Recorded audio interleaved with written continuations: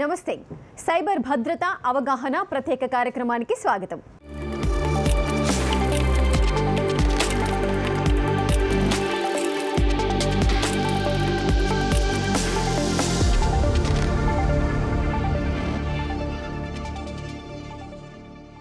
ఏం చేయక్కర్లేదు, YouTube, Facebook, Instagram వీడియోలు చూసి లైక్ కొట్టి ఫ్రెండ్స్కి షేర్ చేస్తే చాలు, టక్కుమని ఖాతాలో డబ్బులు పడతాయి. ఆ వీడియోలు, పోస్టులకి రివ్యూలు, రేటింగ్లు ఇస్తే అదనపు కమిషన్ కూడా లభిస్తుంది. ఈ మధ్య మీకు ఇలాంటి మెసేజ్లు, మెయిల్స్ ఏమైనా వచ్చాయా? మీ ఫ్రెండ్స్ ఎవరైనా ఇలా చేశామని గొప్పగా చెప్పారా? అస్సలు నమ్మకండి. మీరు మాత్రం అలా అస్సలు చేయకండి. ఎందుకంటే సైబర్ నేరాల్లో ఇప్పుడు అగ్రస్థానంలో ఉన్నవి ఇవే. వేడి నీళ్లకు చన్నీళ్లు సాయమన్నట్లు అదనపు ఆదాయం కోసం ప్రయత్నించేవారు సీట్లో నుంచి కదలకుండా సింపుల్గా సంపాదించుకునే వాళ్ళే ఈ ముఠాల లక్ష్యం. ఆన్లైన్లో మోసాలకు ఇటీవల సైబర్ నేరస్తులు ఎంచుకున్న కొత్త మార్గం పార్ట్ టైం ఉద్యోగాలు, టాస్కుల పేరిట వల వేసి ఖాతాలు కాజేయడం. పార్ట్ టైం ఉద్యోగం కింద యూట్యూబ్ ఛానళ్లకు సబ్స్క్రైబ్ చేసి వీడియోలు చూసి కామెంట్లు పెడితే చాలు, నమ్మకం కుదరడానికి మొదట కొంత నిజంగా చెల్లింపులు కూడా చేస్తారు. తర్వాతే మొదలవుతుంది అసలు కథ. బాధితుల సంఖ్య వేలల్లో ఉంటోంది. కోట్ల కొద్దీ నగదు మాయమవుతోంది. ఈ సమస్య తీవ్రత ఎంతవరకు వెళ్ళిందంటే part time job, work from home వంటి పనుల్లో జాయిన్ అవుతున్నారా? జాగ్రత్త అంటున్నారు పోలీసులు. వేలు, లక్ష రూపాయలు పోగొట్టుకుని సైబర్ ఠాణాలకు క్యూ కడుతున్న బాధితుల కథలే వారికి మేల్కొలుపుగా చెబుతున్నారు. పార్ట్ టైం ఉద్యోగాలతో పాటు వారు చెప్పిన విధంగా పెట్టుబడులు పెడితే గంటల్లో మీ డబ్బు రెట్టింపు అవుతుంది వంటి ఆఫర్లతో మొదలవుతుంది ఈ దోపిడీ పర్వం. కొన్ని కేసుల్లో బాధితులకు నష్టపోయామని తెలుసుకోవడానికి కూడా చాలా సమయం పడుతుంది. అంతగా నమ్మిస్తారు. సైబర్ పోలీసుల వివరాల ప్రకారమే ఒక్కొక్క కేసులో 50 లక్షలు, కోటి రూపాయల వరకు నష్టపోయిన వారున్నారు పార్ట్ టైం ఉద్యోగాల పేరిట మోసాల్లో. వ్యాపారవేత్తలు, బ్యాంక్ ఉద్యోగులు, గృహిణులు కూడా పెద్ద సంఖ్యలో బాధితులవుతున్నారు. అందుకే పార్ట్ టైం ఉద్యోగాల మెసేజ్లు ఫేస్బుక్, ఇన్స్టాగ్రామ్, లింక్డ్ఇన్ వంటి నెట్వర్కింగ్ వెబ్సైట్లలో కనిపించే పోస్టుల పట్ల జాగ్రత్తగా ఉండాలని సూచిస్తున్నారు. ఈ task based frauds or work from home ఫ్రాడ్స్లో 4-5 రకాలు ఉన్నాయి. ఒకటి ఏంటంటే ఇన్వెస్టింగ్ ఇన్ క్రిప్టో కరెన్సీ, అంటే క్రిప్టో కరెన్సీలో మీరు డబ్బులు పెట్టండి అని. రెండో టైప్ ఆఫ్ ఫ్రాడ్ ఏంటంటే invest in US sitting down in India, అదొక ఫ్రాడ్. ఇంకోటి ఏంటంటే డాక్యుమెంటేషన్, అంటే డిటిపి కావచ్చు, ఏదైనా మీరు రైటింగ్ ఆఫ్ A4 సైజ్ పేజీల్లో ఇన్ని పేజీకి రాస్తే 500, 2 పేజీలు రాస్తే, అంటే ఒక పేజీ రాస్తే 50 రూపాయల కన్నా ఎక్కువ రాదు. ఆ మాత్రం కామన్ సెన్స్ ఉండదు వాళ్ళకు. కాకపోతే 500 రూపాయల పేజీ అనేది అందులో దూకటం. దీనికన్నా అన్నిటికన్నా ఎక్కువ సోషల్ మీడియా గురించి ఎక్కువ, అంటే సోషల్ మీడియా రీట్వీట్ చేయండి, వీడియోని వాచ్ చేయండి, లైక్ చేయండి, అంటే దాన్ని బట్టి డబ్బులు అనమాట. సో ప్రధానంగా దీంట్లో అన్ని ఫ్రాడ్స్లో, టాస్క్ బేస్డ్ ఫ్రాడ్స్లో కామనే, అంటే దారులు వేరు. అంటే క్రిప్టో కరెన్సీ ఇవన్నీ దారులు వేరు. కానీ ప్రాసెస్ ఎలా ఉంటుందంటే, ఫస్ట్ నేను ఒక సోషల్ మీడియాలో ఒక వీడియో వాచ్ చేశాను అనుకోండి, వాచ్ చేయను, నాకు 100 రూపీస్ గిఫ్ట్ పంపించేయటం. అలాగా అంటే ఈ క్లిక్ చేసిన వెంటనే వాళ్ళు మనకి రిసెప్షనిస్ట్ అని ఉంటుందన్నమాట. కామన్ వర్డ్స్ ఇవన్నీ కూడా. రిసెప్షనిస్ట్ మనల్ని వెల్కమ్ చేసి మనకు ఒక 4-5 ఫ్రీ టాస్క్లు ఇస్తుంది. మనం ఆ సోషల్ మీడియా వాచ్ కానీ, లైక్ కానీ, కామెంట్ చేసినందుకు 50, 60, 100, 1000 డిపెండింగ్ అపాన్ దట్ మనకు డబ్బులు వస్తుంటాయి. మర్చిపోయానండి, దీంట్లో మన షాపింగ్ ఫ్రాడ్స్ కూడా ఉంటాయి. అంటే షాపింగ్ ఫ్రాడ్స్ కూడా ఉంటాయి దీంట్లో. సో ఏదైతే మనం ఇట్లా లైక్ చేసి వాటి చేసిన డబ్బులు వచ్చినాయో, మన ఒక 5 టాస్క్స్ అంటే ఉజ్జాయింపుగా చెప్తాను మీకు. అయినాక వాళ్ళు ఏం చేస్తారంటే, now they will give forward you to a tutor అనమాట. అంటే ట్యూటర్ దగ్గరికి వెళ్తారు. ట్యూటర్ ఏంటంటే మచ్ మోర్ అడ్వాన్స్డ్గా, ఇక్కడ మనకు 100-200 వచ్చేది, అక్కడ 3000 నుంచి 4000 నుంచి 5000 మనకు వచ్చేలాగా టాస్క్లు ఇస్తాడనమాట. ఈ టాస్క్లు అయిపోయిన వెంటనే మనం మళ్ళీ వాళ్ళకి కాల్ చేసి, సార్ నా టాస్క్లు అయిపోయినాయి, అప్పటికి ఈ అబ్బాయికి 10-15 చేతులు వచ్చినాయి కాబట్టి నాకు మళ్ళీ టాస్క్లు ఇవ్వండి అని మళ్ళీ అతని దగ్గరికి వెళ్ళి తరుణం అతను ఏం చేస్తాడంటే, ఫ్రీ టాస్క్లు అన్నీ మీకు అయిపోయినాయి, మీకు ఏమీ లేవు, ఇప్పుడు అన్నీ కూడా పెయిడ్ టాస్క్లు మాత్రమే ఉన్నాయి, మీరు పే చేస్తేనే టాస్క్ చేస్తాము, మీరు 5000 కడితే మీకు 8000 వస్తుంది, 5000 కడితే 9000 వస్తుంది, అవసరమైతే 10,000 డిపెండింగ్ అపాన్ ఆ అమాయకత్వాన్ని బట్టి వాళ్ళు డబ్బులు చెప్తారనమాట. సో వీడేం చేస్తాడు, 5000 కట్టంగానే కంటే 8000 వచ్చింది అనుకోండి, ఆ వ్యాలెట్లో చూపిస్తుంది 8000 పైన అట్లా ఆ కార్నర్లో, ఎస్ 8000 బ్యాలెన్స్ అని. డ్రా చేసుకోవడానికి వీలుండదు. డ్రా చేయడానికి వీలుండదు, మినిమం 1 lakh అక్యుములేట్ అవ్వాలని చెప్తాడు వాడు. ఆడ 1 lakh అక్యుములేట్ అవ్వాలి కాబట్టి 50,000 వేస్తే 80,000 వస్తుంది కదా, 50,000 వేస్తారు అనమాట. అలాగా 1 lakh అక్యుములేట్ అవుతుంది. ఏదో ఒక సాకు పెట్టుకొని, మీరు టైంకి చేయలేదు, దీంట్లో తప్పులు వచ్చినాయి, దీంట్లో పర్ఫెక్ట్ ఫుల్ వాచ్ వీడియో చేయలేదు, మీరు డ్రాగ్ చేశారు, పర్ఫెక్ట్ కామెంట్ సరిగ్గా లేదు ఇంగ్లీష్లో, ఏదో ఒక తప్పులు తీసేసి కంటిన్యూస్గా మీరు ఇంకొక 1 lakh ఇన్వెస్ట్ చేయండి, 2 lakh ఇన్వెస్ట్ చేయండి అని అలా చేస్తుంటారు అనమాట. ఒకనొక స్టేజ్కి వీడి డబ్బులన్నీ ఎగ్జాస్ట్ అయిపోయి, అంటే కొంతమంది తాలిబొట్లు తాకట్టు పెట్టి తీసుకొచ్చిన హౌస్ వైఫ్స్ని కూడా మేము చాలామందిని చూసాం. సో ఒకనొక స్టేజ్లో డబ్బులు అయిపోయిన తర్వాత వీళ్ళు ఏం చేస్తారంటే, వీళ్ళు డబ్బులు ఇన్వెస్ట్ చేయకుండా వాళ్ళని ఫోర్స్ చేస్తుంటారు అనమాట. ఫోర్స్ చేసిన వాళ్ళని కూడా వాళ్ళు ఏమంటారంటే మీ జిఎస్టీ కట్టేసేయండి, దీనికి ఇంత జిఎస్టీ ఉంది, ఇంత పెనాల్టీ ఉంది, ఇది కడితేగా డబ్బులు ఇస్తామని చెప్పి, అంటే దోచుకున్నోడికి దోచుకున్నంత అలా డబ్బులు తీసుకుని అల్టిమేట్గా అవన్నీ కూడా వ్యాలెట్లో కనపడితే కానీ డ్రా చేసుకోరు. ఒకనొక స్టేజ్లో ఆ గ్రూప్స్ నుంచి మిమ్మల్ని తీసేస్తుంటారు. ఎక్కువగా టెలిగ్రామ్ గ్రూప్స్ ఉంటాయన్నమాట. ఫస్ట్ ఫ్రీ, తర్వాత రిసెప్షనిస్ట్ వస్తుంది, తర్వాత ట్యూటర్. సో ఫ్రాడ్స్ అంతా కూడా కామనే.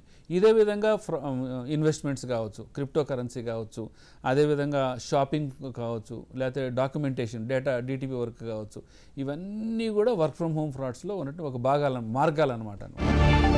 కష్టపడి సంపాదించడమే కాదు, ఆ కష్టార్జితాన్ని భద్రంగా కాపాడుకోవడం కూడా కష్టమే అవుతోంది సైబర్ నేరాల ఉధృతిలో. సరే గాని కేవైసీ పెండింగ్లో ఉందని, కేవైసీ కాలపరిమితి ముగిసిందని ఈ మధ్య మీకు ఏమైనా ఫోన్ కాల్స్, మెసేజ్లు, వాట్సాప్ అలర్ట్స్ వస్తున్నాయా? వస్తే వాటి గురించి కంగారు పడి స్పందించడానికి ముందు ఒక్క క్షణం నింపాదిగా ఆలోచించండి. దేశవ్యాప్తంగా రోజు రోజుకి పెరుగుతున్న కేవైసీ మోసాల గణాంకాలే అందుకు కారణం. మరి ముఖ్యంగా debit card, credit card, KYC update అంటూ వచ్చే సందేశాలపై అప్రమత్తంగా ఉండి తీరాల్సిందే అంటున్నారు సైబర్ నిపుణులు. రిజర్వ్ బ్యాంక్ ఆఫ్ ఇండియా వార్షిక నివేదిక 2022-23 గణాంకాల ప్రకారం మన దేశంలో 2023 మార్చి 31 నాటికి ఉన్న బ్యాంకు ఖాతాల సంఖ్య 300.1 కోట్లు. 10 ఏళ్లుగా పెరిగిన బ్యాంకు ఖాతాల వల్ల ప్రజలకు ఎన్నో విధాల ప్రయోజనాలు లభిస్తున్నాయి. పేద, ధనిక అన్న తేడా లేకుండా అందరికీ ఆర్థిక సేవల అందుబాటుతో పాటు నేరుగా ఖాతాల్లోకి సంక్షేమ ఫలాలు అందుతున్నాయి. అందుకే ఆయా బ్యాంకు ఖాతాలన్నింటికీ కలిపి దేశంలో 100 కోట్ల వరకు డెబిట్ కార్డులు చలామణిలో ఉన్నాయి. వాటికి అదనంగా 2023 ఏప్రిల్ నాటికి 8.6 కోట్ల క్రెడిట్ కార్డులు దేశంలో వినియోగిస్తున్నారు. డెబిట్, క్రెడిట్ కార్డుల ఈ విస్తృత వినియోగాన్ని సైబర్ మోసగాళ్లు అనుకూలంగా మలుచుకుంటున్నారు. కేవైసీ అప్డేట్ పేరిట కార్డు వినియోగదారులను బురిడి కొట్టిస్తున్నారు సైబర్ నేరస్తులు. మొదట మీ కార్డు వాడి చాలా రోజులైంది, దానివల్ల బ్లాక్ అయింది, అదనపు ఫీచర్లతో కొత్త కార్డు ఇస్తున్నాం, ఓటీపీ చెప్పండి కాల్ చేస్తారు. కార్డు నెంబర్లు, ఎక్స్పైరీ తేదీ, సంవత్సరం, సివివి వివరాలు అడుగుతారు. అమాయకంగానో హడావుడిలో ఉండో అలా అడిగినవన్నీ చెప్పారో క్షణాల్లో ఖాతాలు ఖాళీ అవుతాయి. కార్డు పేరిట మోసాలపై పోలీస్ స్టేషన్లకు వస్తున్న ఫిర్యాదులే సమస్య తీవ్రతకు నిదర్శనం. ఆర్బీఐ సమాచారం ప్రకారం 2021-22లో డెబిట్ కార్డు, క్రెడిట్ కార్డుల ఆధారిత మోసాలు 65,893గా నమోదయ్యాయి. వాటి విలువ 258.61 కోట్ల రూపాయలు.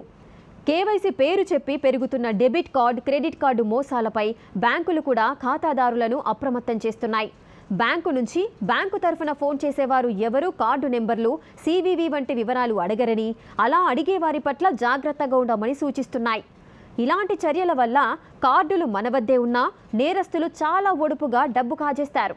వ్యక్తిగత సమాచారం కూడా హ్యాకర్లు, ఆ ముఠాల చేతుల్లో పడే ప్రమాదం ఉంది. ఇటీవల ఈడీ అటాచ్ చేసిన 106 కోట్ల రూపాయల మనీ లాండరింగ్ కేసు అందుకు ఉదాహరణ.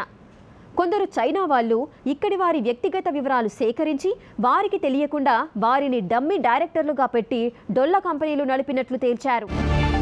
ఫర్ ఎగ్జాంపుల్, నేను ఏదో వస్తువు కొనబోయాను, వాడికి డబ్బులు పంపించాను, నాకు తిరిగి పంపించలేదు, లేకపోతే అబద్ధం చెప్పి కేవైసీ పేరున డబ్బులు కొట్టేశాడు, జాబ్ ఇప్పిస్తానని డబ్బులు కొట్టేశాడు. ఇటువంటి తరుణంలో ఏం చేయాలంటే మనం 1930 కన్నా మనం కాల్ చేసినట్లయితే వాళ్ళు ఇమీడియట్గా మనకు ఒక చిన్న ఫామ్ పంపిస్తే ఫామ్ అంతా కూడా ఫిల్ చేసి వాళ్ళు పంపించినట్లయితే కేసు రిజిస్టర్ అవుతుంది. ఇదివరకులాగా మనం పరిగెత్తుకెళ్ళి పోలీస్ స్టేషన్కి వెళ్ళాల్సిన అవసరం కూడా ఏమీ లేదు. 193 ద్వారానే సిటిజన్ ఫైనాన్షియల్ ఫ్రాడ్ మేనేజ్మెంట్ ద్వారానే అవుతుంది. ఎవ్వరూ ఉండరు, extremely well mannered, well organised. అదే ఓవరాల్ ఇండియాలో అయితే I4C క్యాంపెయిన్ అంటారు, అదే తెలంగాణకు వచ్చేవరకు T4C క్యాంపెయిన్ అంటారు. Telangana police are much more advanced దీంట్లో కూడా. సో ఏమవుతుందంటే దీంట్లో ఉన్నటువంటి వెరైటీ, అంటే ఒక ఇంపార్టెంట్ పాయింట్ ఏంటంటే, ఫర్ ఎగ్జాంపుల్ నేనే స్కామర్ అనుకున్నాను, నేనే మిమ్మల్ని మోసం చేశాను అనుకున్నాం, నా దగ్గర ఉన్న డబ్బులు కూడా ఇమీడియట్గా బ్లాక్ అయిపోతాయి, depending upon the gravity of the situation. ఇది పెద్ద క్రైము, 10 లక్షల పైన కొట్టేశాడు, ఇట్లా గ్రాఫ్ బట్టి ఒక 50 నుంచి 100 మంది అకౌంట్స్, అంటే నేను వీళ్ళకి ట్రాన్స్ఫర్ చేసి నేను ఎంతమందికి ట్రాన్స్ఫర్ చేశానో అంతమంది అకౌంట్లు కూడా బ్లాక్ అయిపోతాయి.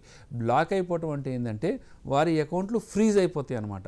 ఇప్పుడు 10 లక్షలు ఫ్రాడ్ చేశాను అనుకోండి, 3 వాళ్ళకి 3 ఇంకొకరికి ఇంకో ఇద్దరికి అట్లా పంపించాను ఫర్ ఎగ్జాంపుల్గా అనుకుందాం, 5, 3, 2 ఈ అన్ని అకౌంట్లు నా అకౌంట్ కూడా ఇమీడియట్గా ఫ్రీజ్ అయిపోతాయి అనమాట. ఫ్రీజ్ అయిపోయిన తర్వాత మనకి ఇమీడియట్గా మెసేజ్ కూడా వస్తుంది. 1930 పంపించగానే కేసెస్ రిజిస్టర్డ్ అని వస్తుంది. తర్వాత మనీ హ్యాస్ బీన్ బ్లాక్డ్ అని కూడా వస్తుంది. సో ఇంకొకటి కూడా ఇంపార్టెంట్ పాయింట్ ఏంటంటే, ఒకవేళ గ్రావిటీ ఆఫ్ ది సిచ్యువేషన్ చాలా ఎక్కువగా ఉంది, అమౌంట్ ఎక్కువగా పోయిందంటే specific dedicated cyber crime, Rachakonda కావచ్చు, సైబరాబాద్ కావచ్చు, హైదరాబాద్ కావచ్చు, సిఐడి పోలీసులు కావచ్చు, ఈ 4 డిఫరెంట్ పోలీస్ స్టేషన్స్కి క్రైమ్ వెళ్తుంది. వాల్యూమ్ తక్కువగా ఉంది, లోకల్గా రిజాల్వ్ చేయొచ్చు, ప్రాబ్లం లేదనుకున్నప్పుడు మిగతా పోలీస్ స్టేషన్లో కూడా అది కేసు ట్రాన్స్ఫర్ అవుతుంది అనమాట. సో ముఖ్యంగా గుర్తుపెట్టుకోవాల్సింది ఏంటంటే, ఒకవేళ 1930 కాల్ చేయలేకపోయాను, నాకు అంత చదువు లేదు, నేను మాట్లాడలేకపోతున్నాను అన్నప్పుడు నియరెస్ట్ పోలీస్ స్టేషన్ తెలంగాణలో కానీ ఏ పోలీస్ స్టేషన్లో, ఆంధ్రాలో కూడా ఎనేబుల్ చేశారు దీన్ని. సో ఏ పోలీస్ స్టేషన్లోకి పోయినా కూడా కానీ మనకు అక్కడ గుర్తుపెట్టుకోవాల్సింది ఏంటంటే, పోలీస్ స్టేషన్కి వెళ్ళి ఎస్ఐ ఉన్నారా, మనకు తెలిసిన డిఎస్పీ ఉన్నారా అని ఎవరిని ఎంక్వైరీ చేయొద్దు. డైరెక్ట్గా పోలీస్ స్టేషన్కి వెళ్ళాం, దీంట్లో ఉన్నటువంటి సైబర్ వారియర్స్ ఎవరు అని మీరు ఎంక్వైరీ చేయాలి ఫస్ట్. అంటే వాళ్ళు నిష్ఠాతులు అనమాట. They are train to handle cyber crime victims అనమాట. సో వాళ్ళకి అవగాహన ఉంటుంది. క్రైమ్ చెప్పకముందే వాడు చెప్తాడు, ఓ ఎలా జరిగిందా, అలా జరిగిందా, ఎలా జరిగిందని. సో గుర్తుపెట్టుకోండి, నియరెస్ట్ పోలీస్ స్టేషన్ 1930కు డయల్ చేయలేకపోతున్నాము, డబ్బు పోయింది అనుకున్నప్పుడు, లేకపోతే పరుగు పోయింది, నేషనల్ సైబర్ క్రైమ్ పోర్టల్లో చేయలేకపోతున్నాం అనిపించినప్పుడు నియరెస్ట్ పోలీస్ స్టేషన్లోకి వెళ్ళి కూడా చేయొచ్చు. వెళ్ళినప్పుడు మర్చిపోకుండా సైబర్ వారియర్స్ ఎవరు దీంట్లో, వారితోనే మాట్లాడాలనుకుని వారితోనే కూడా మాట్లాడుకోవచ్చు. ఎందుకంటే చాలా కన్జర్వేటివ్, అందరి ఎదురుగుండా చెప్పుకునేటువంటి ఇబ్బంది కావచ్చు. సో సైబర్ వారియర్స్తో మాట్లాడండి. ఇదే కాకుండా ఇంకొకటి అడ్వాన్స్ స్కీమ్ కూడా ఉంది, 14448 అని, one nation one ombudsmen scheme అని ఆర్బీఐ వాళ్ళు చేశారు. cms.rbi.org.in. అంటే దీంట్లో వన్ నేషన్ వన్ అంబుడ్స్మెన్ స్కీమ్లో ఏంటంటే, బ్యాంక్ ద్వారా పోయిన డబ్బులకు వాళ్ళ ఈ పర్టికులర్ డివిజన్ సంబంధం లేదు. యూపీఐ ద్వారా, అంటే పేటిఎం కావచ్చు, గూగుల్ పే కావచ్చు, ఫోన్పే కావచ్చు, అమెజాన్ పే కావచ్చు, వీటి ద్వారా డబ్బులు పోయిన ఎనీ యూపీఐ బేస్డ్ పేమెంట్ డబ్బులు పోయినట్లయితే it works on the same lines of 1930. కాకపోతే ఇది ఆర్బీఐ వారి నడుస్తుంది, ఇది 1930 అనేది పోలీస్ వాళ్ళ ద్వారా నడుస్తుంది. So one nation one ombudsmen scheme. So గుర్తుపెట్టుకోండి, 1930 మీ మొబైల్లో సేవ్ చేసుకోండి, 14448 వన్ నేషన్ వన్ అంబుడ్స్మెన్ కూడా చేసుకోండి. ఇంకొంచెం చదువు ఎక్కువ ఉంది, ఇంకొంచెం నాలెడ్జ్ ఉంది అనుకున్న వాళ్ళు ఏం చేయాలంటే, national payment corporation of India, వారే యూపీఐని మనకు అందరికీ అందించింది, గవర్నమెంట్ అనుబంధిత సంస్థ అనమాట. వాళ్ళతో కూడా గ్రీవియన్స్ రీఅడ్రసల్ మేనేజ్మెంట్ సిస్టమ్ అని ఒకటి ఉంటుంది. వారికి కూడా ఎన్పిసిఐ లాగిన్ అయితే దానికి కూడా మెయిల్ పంపించే కూడా రిజాల్వ్ అవుతుంది. ఏది ఏమైనా 1930 is always suggested. Alternative you can also look at 14448 one nation one ombudsmen. Online స్కామర్లు ప్రజల్ని మోసగించడానికి అనేక మార్గాలు ఎంచుకుంటూ ఉంటారు. వాటిల్లో కొంతకాలంగా నిరంతరం వార్తల్లో నిలుస్తున్నవి నకిలీ వెబ్సైట్లు. ఏకంగా కేంద్ర రాష్ట్ర ప్రభుత్వ విభాగాలు, ప్రభుత్వ రంగ సంస్థల పేరుతోనే బురిడీ కొట్టించే ప్రయత్నం చేస్తున్నారు సైబర్ నేరస్తులు. విద్యా నియామక సంస్థలు, ఆలయాల వెబ్సైట్ల పేర్లు అటు ఇటు మార్చి డబ్బు, సమాచార చోరీకి పాల్పడుతున్నారు. ఉద్యోగ ప్రకటనలు, ఆన్లైన్ ఇంటర్వ్యూలు, ఫీజులు, బిల్లులు చెల్లింపు, విరాళాల స్వీకరణ, ఇలా అనేక విధాలుగా ఆన్లైన్లో ఎదురుపడుతున్న ఈ నకిలీ వెబ్సైట్ల పట్ల అప్రమత్తతే మన కష్టార్జితానికి కొండంత రక్ష. సైబర్ నేరాల గురించి వినియోగదారులు కొంత అప్రమత్తంగా ఉంటున్నా స్కామర్లు రోజుకో కొత్త రీతిలో మోసాలకు పాల్పడుతున్నారు. ప్రముఖ సంస్థల పేరుతో నకిలీ వెబ్సైట్లు, ఈమెయిల్ ఐడీలు సృష్టించి బురిడీ కొట్టించడం వారికో ప్రధాన మార్గంగా మారిపోయింది. ప్రజలు తరచూ వాడే సైట్ల పేరులో ఓ పదం లేదా అక్షరం మార్చి వీటిని చేస్తుంటారు. వీటి పట్ల అప్రమత్తంగా లేకపోతే డబ్బు నష్టపోవడమే కాక లేనిపోని సమస్యలు ఎదుర్కోవాల్సి ఉంటుంది. సాధారణంగా మనకొచ్చే సంక్షిప్త సందేశాలు, ఈమెయిల్స్లో ఉన్న లింక్స్ని క్లిక్ చేయడం అంత శ్రేయస్కరం కాదు. పోలీసులు, సైబర్ నిపుణులు కూడా ఈ విషయంపై తరచూ ప్రజల్లో అవగాహన కోసం ప్రయత్నాలు చేస్తూనే ఉన్నారు. ఎక్కువగా ఇంటర్నెట్పై ఉండే వారికి ఈ విషయంలో మేలైన మార్గం లింకులను క్లిక్ చేయడం కాక నేరుగా కావాల్సిన వెబ్సైట్ను ఇంటర్నెట్లో వెతికితే మంచిది. ఇంకా గుర్తుంటే ఆ వెబ్సైట్ అడ్రస్నే టైప్ చేస్తే ఉత్తమం. ఫేక్ సైట్లలోకి మనల్ని లాగేందుకు దుండగులు ఈమెయిల్స్, నోటిఫికేషన్స్ ద్వారా ఎక్కువగా గాలం వేస్తుంటారు. వీటిని ఫిషింగ్ మెయిల్స్ అంటారు. అనుమానం వస్తే ఆ డొమైన్ సమాచారం విడిగా అంతర్జాలంలో చూస్తే సులువుగా లభిస్తుంది.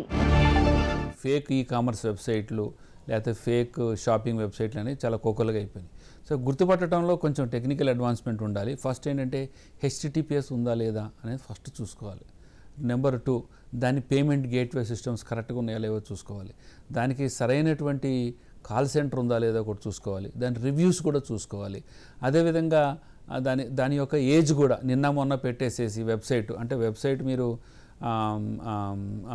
నిన్న మొన్న మనం లాంచ్ చేసినట్లయితే archive.org అని ఉంటుంది ఒక వెబ్సైట్. దాంట్లో మనం పోయి చూసినట్లయితే మనకు క్లియర్గా తెలిసింది వెబ్సైట్ ఎప్పుడు లాంచ్ చేసామని, దాని ఫౌండర్స్ ఎవరు, వారికి ఉన్నటువంటి స్థితిగతులు ఏంటి, వాళ్ళకు ఉన్నటువంటి క్వాలిఫికేషన్స్ ఏంటి, ఇవన్నీ కూడా చూడాలి. సో ఫర్ ఎగ్జాంపుల్ sarydesire.com అని ఒక వెబ్సైట్ వచ్చింది. మేము చాలా విపరీతంగా పోట్లాడాం దాని మీద. వాడు ఏంటంటే 3,000 రూపాయలకి ఎంబ్రాయిడరీ చీర రాదు, వాడు 300 రూపాయలకి ఎంబ్రాయిడరీ చీర ఇస్తాడు, 10 రూపాయలకి 20 రూపాయలకి ఎంబ్రాయిడరీ జాకెట్ ఇస్తాడు. ఇవాళ రేపు జాకెట్ కూడా 5,000 పెట్టుకుంటున్నారు అందరూ కూడా ఆన్లైన్లో. సో ఇదేంటంటే ఫస్ట్ ఆఫ్ ఆల్ ఆ ప్రైజ్ని మనం నమ్మకూడదు. సో మనం కష్టపడి పోరాడి సైబర్ క్రైమ్లో రిపోర్ట్ చేసి అందరికీ రిపోర్ట్ చేసి ఆ సైట్ను డిలీట్ చేసే లోపలే వాళ్ళ దగ్గర ఇప్పుడు ఆటోమేటెడ్ టూల్స్ ఉన్నాయి. sarydesire DEZIR అని ఉంది కదా, RE అని ఉంది కదా, SIRE అని చెప్పి ఈ can replicate the website in less than fraction of a second. So దొంగలు కూడా అదే విధంగా మెరుగుపడుతున్నారు కాబట్టి మనం నిరంతరం టచ్ చేసి ఇందాక చెప్పినట్టుగా ఏజ్, డైరెక్టర్స్ ప్రొఫైల్స్, లేకపోతే HTTPS ఉందా లేదా, ఈ-కామర్స్ ఉందా లేదా, నిన్నగాక మనం లాంచ్ చేసిన వెబ్సైట్లో 100 మంది రివ్యూలు ఎట్లా రాస్తారు. సో ఇవన్నీ కామన్ సెన్స్ అనమాట అండి. ఇవంతా కూడా సోషల్ ఇంజనీరింగ్ చేసి డబ్బులు సంపాదించుకోవటం, డబ్బులు కట్టిన తర్వాత వాడు లో గ్రేడెడ్ ప్రొడక్ట్ పంపించటము, లేకపోతే డబ్బులు కట్టిన తర్వాత అసలు ప్రొడక్టే పంపించకపోవటం. సో ఈ ఫేక్ వెబ్సైట్ల కన్నా ఎక్కువ ఇటువంటి ఫ్రాడ్స్ ఎక్కడి నుంచి ఒరిజినేట్ అయినాయి అంటే ఈ ఫేస్బుక్ మార్కెట్ ప్లేస్, ఇన్స్టాగ్రామ్లో ఆన్లైన్ అంటే అమ్మటం, అక్కడి నుంచి ఒరిజినేట్ అయ్యి అడ్వాన్స్ అయ్యి ఫేక్ వెబ్సైట్ల దాకా వెళ్ళినాయి. ఎందుకన్నా మంచిది. కానీ మీరు గుర్తుపెట్టుకోవాల్సింది అంటే ఐ రిపీట్, HTTPS ఒకటి, ఏజ్ ఒకటి, డైరెక్టర్స్ ప్రొఫైల్స్, పేమెంట్ గేట్వే అన్నీ కూడా ప్రాపర్గా చూసుకుని రివ్యూస్ కూడా చూసుకున్న తర్వాతనే మీరు కొనుక్కోవాలనేది నా సలహా. యూట్యూబ్లో మనం ఎప్పుడైనా సరే ఏదైనా లైక్స్ చేస్తే ఎవరైతే పెడతారో వీడియోని వాళ్ళకి కొంత బెనిఫిట్ ఉంటుంది. అంటే ఎక్కువ మిలియన్స్ ఆఫ్ లైక్స్ వస్తే యూట్యూబ్ వాళ్ళు వాళ్ళకి కొంత పేమెంట్ ఇస్తారు, ఎందుకంటే అది యాడ్స్కి పనికి వస్తుంది. కానీ లైక్ చేసిన వాళ్ళకి ₹1 కూడా రాదు. ఇది చాలా బేసిక్ ప్రిన్సిపల్, అందరికీ తెలిసిన విషయమే. కానీ మీకు డబ్బులు వస్తున్నాయి అని చెప్పగానే అది మర్చిపోతారు. లైక్ చేస్తే నాకు డబ్బు రావడం ఏంటి అని ఎవరు ఆలోచించడంలో. లింక్ ద్వారా మనం ఏ వెబ్సైట్ ఓపెన్ చేసినా కూడా జెన్యున్ వెబ్సైట్ ఓపెన్ అవుతుందని చెప్పడానికి వేయలేదు. ఇవేంటంటే ఈ ప్రైవేట్ లింక్స్ వాళ్ళ ప్రైవేట్ IP మీద పనిచేస్తాయి, గూగుల్ సెర్చ్ ఇంజిన్కి అందం. ఈ లింక్ క్లిక్ చేస్తే మాత్రమే ఓపెన్ అవుతాయి. ఈ లింకుల ద్వారా ఓపెన్ అయ్యే వెబ్సైట్లు అంటే ఒక్కోసారి ఏంటంటే మనం జెన్యున్ దానికి కూడా లింక్ క్రియేట్ చేయొచ్చు. కాకపోతే మనకు తెలియని వాళ్ళు పంపించిన లింక్స్ ఓపెన్ చేస్తే కనుక ఎక్కువ శాతం ఫేక్ వెబ్సైట్లు ఓపెన్ అయ్యే అవకాశం ఉంటుంది. వీళ్ళు ఎవరో కూడా సాఫ్ట్వేర్ ఇంజనీర్లు ఇంత పెద్ద మొత్తంలో ఇన్వెస్ట్ చేసేటప్పుడు అది ఎవరు కూడా ఆలోచించడం లేదు. కాబట్టి ఇప్పుడు మనం ఎప్పుడైనా సరే ప్రైవేట్ వ్యక్తుల ద్వారా వచ్చిన లింక్స్ ఓపెన్ చేస్తే వచ్చే వెబ్సైట్లు నమ్మటానికి లేదు. వాటిని నమ్మి వాటిలో చెప్పే సీక్వెన్స్ ఫాలో అవ్వి తద్వారా ఇన్వెస్ట్లు చేస్తే ఇది తర్వాత మనం ఎంత ఇన్వెస్ట్ చేసినా లాస్ అవుతాం తప్ప మన బ్యాంక్ అకౌంట్లో ఉంటే మనకు డబ్బులు వచ్చినట్లు కానీ వెబ్సైట్లో ఉంటే వచ్చినట్లు కాదు. మన బ్యాంక్ అకౌంట్లో డబ్బులు చూపించాలంటే కష్టం, కానీ ఫేక్ వెబ్సైట్లో మనకి 1,00,000 కోట్లు ఉందని చూపించమంటే 1 నిమిషం పని. కాబట్టి ఎప్పుడు కూడా ఈ పార్ట్ టైం జాబ్ అనే మెసేజ్లు నమ్మకూడదు. ఎక్కువ మందికి వాట్సాప్ ద్వారా వస్తున్నాయి, కొంతమందికి SMS ద్వారా కూడా వస్తున్నాయి. ఈ పార్ట్ టైం జాబ్ అనే మెసేజ్లు వస్తే కనుక అస్సలు నమ్మనేకూడదు వీటికి. అందుకని ఎవరైనా విక్టిమ్స్ రియలైజ్ అయిన వెంటనే 1930 కాల్ చేయడం, లేదా cybercrime.gov.in వెబ్సైట్ ఉంది.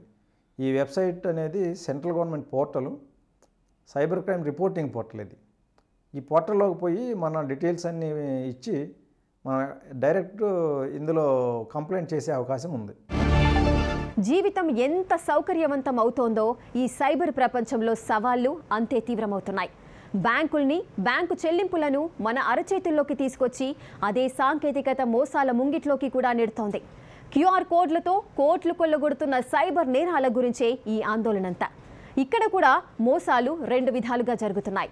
మొదటిది ప్రజల మొబైల్ ఫోన్లలోని వ్యక్తి సమాచారం, బ్యాంకు ఖాతాల వివరాల చోరీ చేయడం. రెండవది నేరుగా ఆ బ్యాంకు ఖాతాల్లోకి సొమ్ము ఊడ్చేయడం. కొన్నిసార్లు సైబర్ ఫోరెన్సిక్ నిపుణుల్ని సైతం ఆశ్చర్యపరిచేలా ఉంటున్నాయి ఈ నేరాలు. షాపింగ్ మాల్స్ నుంచి టిఫిన్ సెంటర్లు, తోపుడు బండ్ల వరకు ఎక్కడ చూసినా హవా అంతా మొబైల్ చెల్లింపులదే. ఇప్పుడు కొందరు ఏటీఎంలకు వెళ్లడం కూడా మర్చిపోయారంటే ఆశ్చర్యపోనక్కర్లేదు. అలా ఉన్నాయి మన డిజిటల్ చెల్లింపులు. వరల్డ్ లైన్ ఇండియా నివేదిక ప్రకారం 2022 మొత్తం మీద దేశంలో 74 బిలియన్ యూపీఐ లావాదేవీలు నమోదయ్యాయి. అంతకు ముందు సంవత్సరంతో పోల్చితే అది 56% అధికం. అదే 2022 డిసెంబర్ నాటికి దేశంలో భారత్ క్యూఆర్ 50 లక్షలు, యూపీఐ చెల్లింపులు క్యూఆర్లు 24 కోట్ల వరకు ఉన్నాయి. ఈ మార్కెట్ను తమ మోసాలకు మరో అడ్డాగా చేసుకుంటున్నారు సైబర్ నేరస్తులు. ఇటీవల కరెంటు బిల్లుల చెల్లింపులు, టికెట్ బుకింగ్ వంటి అనేక సేవలు ఈ క్యూఆర్ కోడ్ల ద్వారా అందుబాటులోకి వచ్చేశాయి. చివరకు విరాళాల స్వీకరణకు కూడా క్యూఆర్ స్కానింగ్లే కనిపిస్తున్నాయి. ఇక్కడే అమాయక ప్రజల నుంచి కోట్ల రూపాయలు దోచుకుంటున్నారు సైబర్ నేరస్తులు. వ్యాపార సంస్థలను ఏమార్చుతున్నారు. అందుకే క్యూఆర్ కోడ్ చెల్లింపులపై తస్మాత్ జాగ్రత్త అంటున్నారు నిపుణులు. గుర్తు తెలియని వ్యక్తులు పంపే కోడ్లను స్కాన్ చేయవద్దని సూచిస్తున్నారు. మరీ ముఖ్యంగా వాట్సాప్, ఈమెయిల్ ద్వారా వచ్చే కోడ్లను స్కాన్ చేయవద్దని చెబుతున్నారు. ప్రతి క్యూఆర్ కోడ్ కింద ఆ చెల్లింపులను స్వీకరించే వ్యక్తులు లేదా సంస్థల పేర్లుంటాయి. వాటిని సరిచూసుకున్నాకే పేమెంట్ చేయాలి. ఇక్కడ అన్నింటికంటే ముఖ్యమైన విషయం మరొకటి ఉంది. అదే క్యూఆర్ కోడ్ని స్కాన్ చేసే యాప్లు. బ్యాంకింగ్ అవసరాలకు కాక మిగిలిన క్యూఆర్ కోడ్, బార్ కోడ్లను స్కానింగ్కు ఇవాళ అంతర్జాలంలో కోకొల్లలుగా యాప్లు అందుబాటులోకి ఉన్నాయి. వాటిల్లో ఏది సురక్షితం, ఏది కాదు అనేది గమనించి ఉపయోగించుకోవాలి. అవగాహన లేకనో అలసత్వంతోనో సరైన యాప్ ఎంచుకోకపోతే మన ఫోన్ గుట్టంతా సైబర్ నేరస్తుల చేతుల్లోకి చేరుతుంది. అలానే ఏదైనా కోడ్ స్కాన్ చేసిన తర్వాత ఫలానా యాప్ డౌన్లోడ్ చేసుకోండి అనే సందేశాలు వస్తే కాస్త ఆలోచించి నిర్ణయం తీసుకోవాలి. వాటి మాటున సమాచారం చోరీ చేసే మాల్వేర్లు, స్పైవేర్లు, ర్యాన్సమ్ వేర్లు మాటు వేసి ఉండొచ్చు. అప్పుడు మనకేం చేస్తారంటే అండి, వాళ్ళు క్యూఆర్ కోడ్ ఇచ్చి మనల్ని స్కాన్ చేసి మనం డబ్బులు పంపించమంటారు. గుర్తుపెట్టుకోవాల్సిందంటే మన క్యూఆర్ కోడ్ ఇచ్చి మనం స్కాన్ చేస్తున్నామంటే మన దగ్గర డబ్బులు పోతున్నట్టుగా మనం గ్రహించాలన్నమాట. గుర్తుపెట్టుకోండి, క్యూఆర్ కోడ్ మనం స్కాన్ చేస్తే మన దగ్గర డబ్బులు పోతున్నట్టుగా. ఈ క్యూఆర్ కోడ్ ఫ్రాడ్స్ అనేది ఎలా ఉంటుందంటే ఏంటండి, మనము ఓఎల్ఎక్స్లో ఒక ఏదైనా వస్తువు అమ్మకానికి పెట్టినప్పుడు వాడి క్యూఆర్ కోడ్ వచ్చి మీరు స్కాన్ చేయండి సార్ దీనంటే, నేను అమ్ముతున్నా కదా నాకు రావాల్సిన డబ్బులు అతనిలోకి వెళ్తున్నాయి అనే గ్రహాన్ని మనం గ్రహించుకోవాలి. క్యూఆర్ కోడ్ ఫ్రాడ్స్ అంటే మనం అమ్మే ప్రయత్నంలో అవతల స్కామర్ మనకు క్యూఆర్ కోడ్ పంపిస్తే అది క్యూఆర్ కోడ్ ఫ్రాడ్ అనమాట. సో నార్మల్ క్యూఆర్ కోడ్ ద్వారా ఈ టెక్నికల్ ఫ్రాడ్స్ అయితే ఏమి జరగవండి. మనం అమ్మకానికి పెట్టి, ఫర్ ఎగ్జాంపుల్ రెంటల్ ఫ్రాడ్స్ ఉన్నాయి. వాడు రెంటల్ది అడ్వర్టైజ్మెంట్ చూసి మనకు కాల్ చేస్తాడు. మీరు ఖచ్చితంగా మీరు పెట్టండి, ఆ 10 కాల్స్లో 5 కాల్స్ ఫ్రాడ్స్టర్సే ఉంటారు. ప్యూర్ నార్త్ ఇండియన్ హిందీ మాట్లాడతారు. మేము ఇట్లా వచ్చాం, సాఫ్ట్వేర్ ఇంజనీర్కి వచ్చాం, మీరు క్యూఆర్ కోడ్ పంపిస్తామని. తర్వాత ఇంకొకసారి ఏం చేస్తారంటే వాళ్ళు డబ్బులు మనకు కావాలని 10 రూపాయలు పంపించి ఆ డబ్బులు రివర్స్ ఇమ్మంటారనమాట. రివర్స్ ఇమ్మన్నప్పుడు మనం ఏం చేస్తాము, నీ ఫోన్ నెంబర్ ఇవ్వవా, నేను ఆ నెంబర్కి నేను పంపిస్తానని చెప్పాలి కదా. వాడు మాటల్లో పెట్టి మభ్యపెట్టి ఏం చేస్తాడంటే క్యూఆర్ కోడ్ ఇస్తాడనమాట. సో క్యూఆర్ కోడ్లో ఆల్రెడీ వాడు రాసేసుకుంటాడు ఎంత అమౌంట్ అని. మనం స్కాన్ చేయగానే మన డబ్బులు పోతుంటాయి. ఇది ఒక రకమైన ఫ్రాడ్స్. ఇంకొక ఫ్రాడ్స్ ఏంటంటే, ఇందాక చెప్పాను కదా గూగుల్ కస్టమర్ కేర్ లాంటి ఫ్రాడ్స్ అంతా కూడా మనం ఏం చేస్తాం, మనం తెలియదు, కంప్లీట్ ఫోన్ వాడికి యాక్సెస్ ఇస్తాం కాబట్టి వాడంతా వాడు ఓన్గా మనీ కూడా ట్రాన్స్ఫర్ చేసుకుంటారు అనమాట. అంటే వాడే క్యూఆర్ కోడ్ పంపించుకోవడం, వాడే అంటే మనం యాక్చువల్లీ మనం స్క్రీన్ షేరింగ్ చేసి ఫోన్లో మాట్లాడుతుంటాం, నా డబ్బు ఇలా పోయింది, నా డబ్బు ఇలా పోయింది, అప్పుడు ఇంత పోయింది, దీని ట్రాన్సాక్షన్ నెంబర్ అని. But virtually he is doing screen sharing with us using lot of other tools అనమాట. ఎనీ డెస్క్ కావచ్చు, ఇవన్నీ రకరకాల టూల్స్ వాడి, సో ఈ ఫోన్ అంతా వాడు కంట్రోల్ ఉంటుంది కానీ మీరు మాట్లాడుతుంటారు అనమాట. సో అటువంటి ఫ్రాడ్స్. సో క్యూఆర్ కోడ్లో మీరు గుర్తుపెట్టుకోవాల్సింది ప్రధానమైనటువంటి అంశం ఏంటంటే, మనము స్కాన్ చేస్తున్నాము అంటే మన దగ్గర డబ్బులు పోతున్నట్టుగా మనం గ్రహించాలి. కొన్ని విషయాలు ఆశ్చర్యంగా అనిపించవచ్చు, గణాంకాలు సహా చెబితే అవునా అని నమ్మలేకపోవచ్చు. దేశంలో ఇంటర్నెట్ వ్యాప్తి, దాని వినియోగం కూడా అంతే. దేశంలో ఇంటర్నెట్ వినియోగదారుల సంఖ్య 78 కోట్లు దాటింది. సగటు భారతీయులు రోజులో 6 గంటలకు పైగా స్మార్ట్ ఫోన్లపైనే గడుపుతున్నారు. ప్రపంచంలోనే ఇదొక రికార్డ్. భారత ఇంటర్నెట్ పరిశ్రమ 2030 నాటికి $5 ట్రిలియన్ స్థాయికి చేరొచ్చంటున్నాయి లెక్కలు. ఈ ఇంటర్నెట్ విప్లవాన్ని నడిపిస్తున్న దేశ యువతరం జెనెక్స్ అత్యంత తీవ్రమైన సవాల్ ఒకటి ఎదుర్కొంటున్నారు. అదే సైబర్ బుల్లియింగ్. సాధారణ మాటల్లో ఎదుటి వారిని కలిచివేసేలా మానసికంగా దెబ్బతీసే ఆన్లైన్ వేధింపులు. సామాజిక మాధ్యమాలు, సమాచార సాధనాల్లో అత్యంత అవమానకరంగా హేళన చేయడం, వేధించడమే లక్ష్యంగా ఇబ్బందికరమైన పోస్టులు, మెసేజ్ల బెదిరింపులకు పాల్పడటం, ఇవన్నీ కలిపితే ఇంటర్నెట్ తరం ఎదుర్కొంటున్న అతిపెద్ద సవాల్ సైబర్ బుల్లింగ్. దీని బాధితుల్లో మహిళలు, చిన్నారులే అత్యధిక సంఖ్యలో ఉంటున్నారు. దిగ్గజ సైబర్ సెక్యూరిటీ సంస్థ మెకాఫే 2022 ఆగస్టులో ఇచ్చిన నివేదిక ప్రకారం దేశంలోని చిన్నారుల్లో 85% వరకు 1కి 2 సార్లు సైబర్ బుల్లింగ్ బారిన పడుతున్నారు. ఇది ప్రపంచ సగటు కంటే దాదాపు రెట్టింపు అని తెలిపింది మెకాఫే. యువతలో సైబర్ బుల్లింగ్ బాధితుల సంఖ్య 60% వరకు ఉంటోంది. చివరిగా మీకో విషయం చెప్పాలి. ఎవరికైనా ఇలాంటి అనుకోని ఆపద తలెత్తితే మీలో మీరే బాధపడుతూ కుమిలిపోకండి. జరిగిన మోసాన్ని పోలీసులకు రిపోర్ట్ చేయండి. 112, 1930, 155-260 వంటి హెల్ప్ లైన్ నంబర్లను సంప్రదించండి. మీ ఫిర్యాదులు తప్పక నమోదు చేయండి. మరొక విషయం గుర్తుంచుకోండి, నేరం జరిగిన తర్వాత ఎంత వేగంగా ఫిర్యాదు చేస్తే అంత త్వరగా మీ సొమ్మును సురక్షితం చేయడానికి, నేరస్తుల్ని పట్టుకోవడానికి పోలీసులకు అవకాశం ఉంటుంది. అన్ని కష్టాలు మనకెందుకులే అనుకుంటే జరుగుతున్న సైబర్ నేరాలపై ముందే అవగాహనతో జాగ్రత్తగా మసులుకోండి. ఇదే విషయంపై మరిన్ని మేల్కొల్పు కథనాలతో మరో కార్యక్రమంలో కలుసుకుందాం. అంతవరకు సెలవు. నమస్కారం.